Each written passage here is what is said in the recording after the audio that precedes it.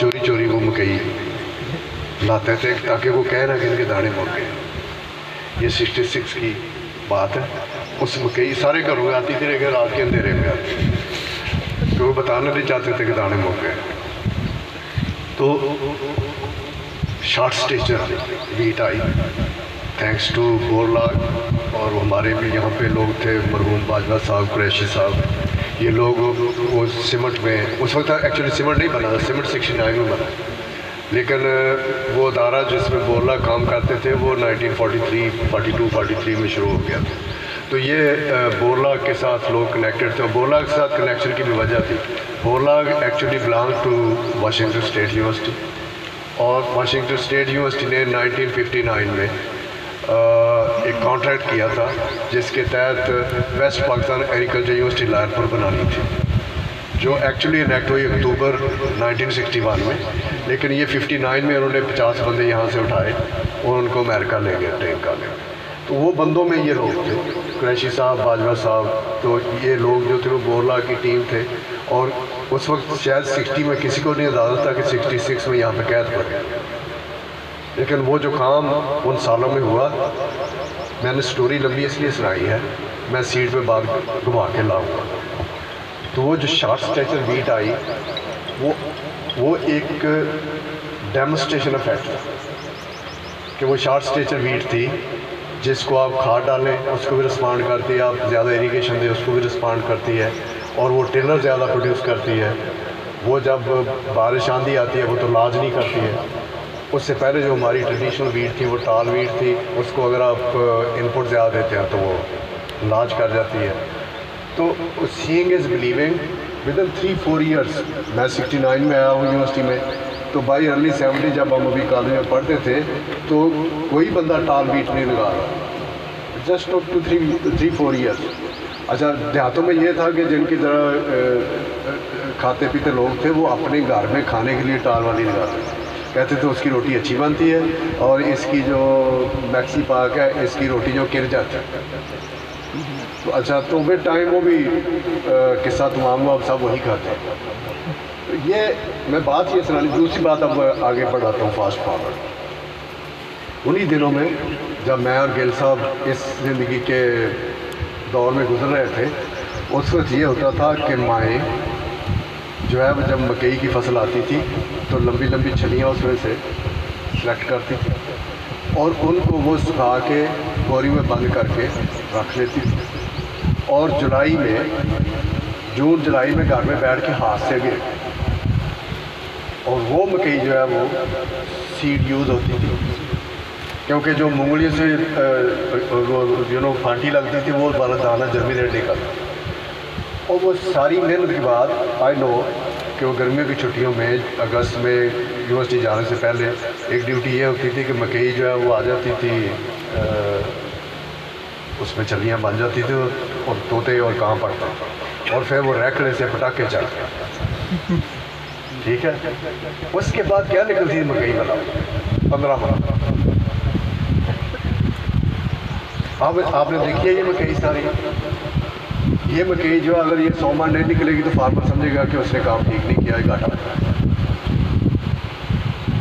अच्छा, और ये मैक्सीपाक वाली मकई गंदम भी और ये वाली मकई भी, ये सीड रेवोल्यूशन है जो स्केल न्यूट्रल है। 1 एकड़ वाला भी लगा रहा है, 100 एकड़ वाला भी लगा रहा है। 1 एकड़ वाला भी अब रिजेस पे लगा रहा है बेड प्लांटेशन, वही बेड प्लांटेशन है, वो भी बेड प्लांटेशन कर रहा है, 100 एकड़ वाले बेड प्लांटेशन कर रहा है। और वो सबको पता है कि इसकी खाद की इतनी रिक्वायरमेंट है, इसको बोरर आएगा, इसको ग्रेनुलर डालनी है, और अगर स्प्रे की जरूरत पड़ी तो स्प्रे भी करनी है। नुकसान उनका वैसे ड्राइंग में होता है जाकर, लेकिन फील्ड में तकरीबन एक ही लेवल की एग्रोनॉमी है। अब ये डॉक्टर जुवेद साहब ने 3 वैरायटियों का नाम दिया जिनका पोटेंशियल 80-90 अच्छा फार्मर जो है वो देता है 50 मन से ज़्यादा। और ये गंदम जो है 22 मिलियन एकड़ पे लगती है, इसमें तकरीबन 18 से 19 मिलियन एकड़ इरीगेटेड है। और उसकी ये राइस वाली जो ये PCRW ने बात की,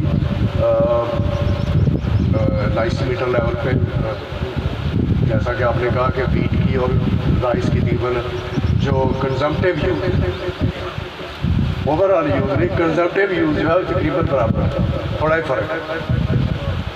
अच्छा, अब इसको जब आप नेशनल लेवल पे देखते हैं तो ये 22 मिलियन एकड़ में से 18 से 19 मिलियन एकड़ जो इरीगेटेड है, वो पानी मकई, चावल और गन्ना टुगेदर से ज़्यादा है ओवरऑल। तकरीबन 40-45% पानी जो है रबी में सिर्फ जो है, गिल साहब डीजी रहे हैं, मैं थोड़ी बहुत शायद मैं एग्जैजरेशन ना कर जाऊँ, मेरा ख्याल है कि 40-45% के दरमियान इरीगेशन वाटर जो 110-120 मिलियन एकड़ फुट पानी आ रहा है, उसमें 44-45% पानी गंदम खा रहा है, और उसके बाद उसकी एवरेज है 30। तो अब ये सारा मैंने थोड़ी सिनारियो बिल्ड किया है बताने के लिए कि ये कैसे चेंज हो 30 मन से 50 मन। ये डॉक्टर ईश्वर सैन जो गवर्नर है स्टेट बैंक के, उन्होंने ये पिछले हफ्ते भी और इस हफ्ते भी 2 आर्टिकल लिखे हैं उसके फार्म पे, ये कैसे तोड़ा जाए, मुझे भेजते रहते हैं, डिस्कशन भी रहती है उनके साथ। हमने वो जो बी बैंक वाले हैं आपके आमिर अजीज़ साहब, उनके साथ ये जो आपने सर्विस प्रोवाइडर का एक उनको बिजनेस मॉडल भी बना के दिया, उन्होंने उसको पायलट भी किया, पहले अपना गुजरा वाले में, फिर ओकाड़ा में पायलट। अब वो पायलट्स जो हैं उनको कैसे इस मुल्क का 45,000 गाँव, ठीक है, उस 45,000 में अगर आप परानी और वो उधर छोड़ भी दें जो इरीगेटेड बेल्ट्स नहीं है, खाड़े के लिए पंजाब में खाड़े के लिए ओके 58,000 ऑन एन एवरेज, एक गाँव के 2, एक गाँव के ऑन एन एवरेज 2, तो 58,000 डिवाइडेड बाई 2, तो ये 29। अच्छा, ये तो सिर्फ पंजाब के, सिंध और बाकी के पी के।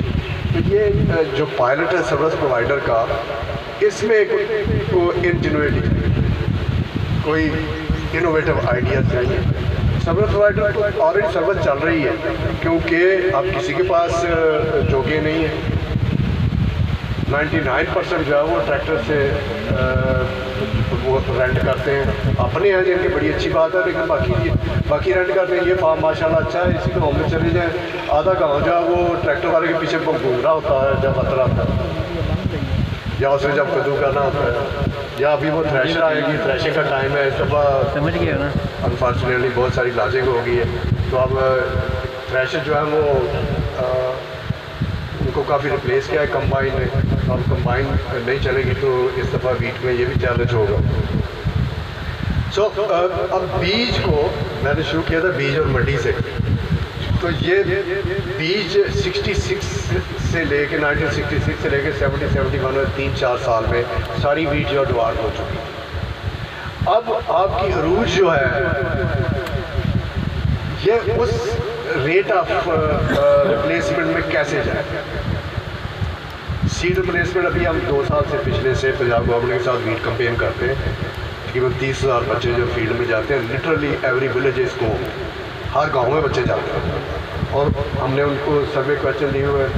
सर्वे करना भी एक साइंस है, लेकिन एक सवाल बड़ा सिंपल है जो उसके लिए कोई रॉकेट साइंस नहीं है, सिर्फ ये पूछते हैं कि सीड कब नया दिया था। और यह हर फार्मर जो है उसको इस सवाल का जवाब देने में कोई दिक्कत नहीं होती, बड़े आराम से वो जवाब दे देता है, और पता चलता है कि नहीं दिया, 10-10 साल में दिया। सो हमारा साइंटिस्ट बहुत अच्छा काम कर रहा है, you know lot of good science and technology sitting in the shelf पे पड़ी है। उसको कितने किसान जो है वो देख पाते हैं, कितने किसान है जो उसके पीछे भागते हैं, और फिर इंफॉर्मेशन होना एक चीज़ है, इंफॉर्मेशन को एक्सेप्ट करना दूसरी चीज़ है। और ये रिसेंट पास्ट की स्टोरी जो पिछले 10 साल की मकई की है, उसको सामने रख के हम बिल्कुल पजल, ये पजल है कि मकई का बीज जो है ब्लैक बिकता है और वो घर की चलियाँ कोई नहीं इस्तेमाल करता, वो ब्लैक वाला खरीदने को तैयार है,